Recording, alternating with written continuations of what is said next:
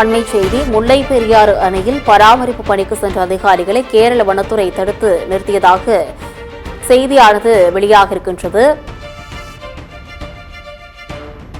இந்த நிலையில் தமிழ்நாடு கேரள அரசுகளுக்கு இபிஎஸ் கடுமையான கண்டனத்தை பதிவேற்றம் செய்திருக்கிறார். பராமரிப்பு பணிக்காக பொருட்களை கொண்டு செல்வதற்கு தமிழ்நாடு அரசு அனுமதி பெறவில்லை என்று இபிஎஸ் குற்றச்சாட்டை முன்வைத்து தமிழ்நாடு கேரள அரசுகளுக்கு எடப்பாடி பழனிசாமி கடுமையான கண்டனத்தை முன்வைத்திருக்கிறார். பராமரிப்பு பணிகளுக்கு அனுமதிக்காத கேரள அரசுக்கும் முறையாக அனுமதி பெறாத தமிழ்நாடு அரசுக்கும் எடப்பாடி பழனிசாமி தரப்பிலிருந்து கடுமையான கண்டனமானது முன்வைக்கப்பட்டிருக்கிறது. முல்லை பெரியாறு அணையில் பராமரிப்பு பணிகளுக்காக அனுமதிக்காத கேரள அரசிற்கும் முறையாக அனுமதி பெறாத தமிழ்நாடு அரசிற்கும் எதிர்க்கட்சித் தலைவர் எடப்பாடி பழனிசாமி கடுமையான கண்டனத்தை முன்வைத்திருக்கிறார்.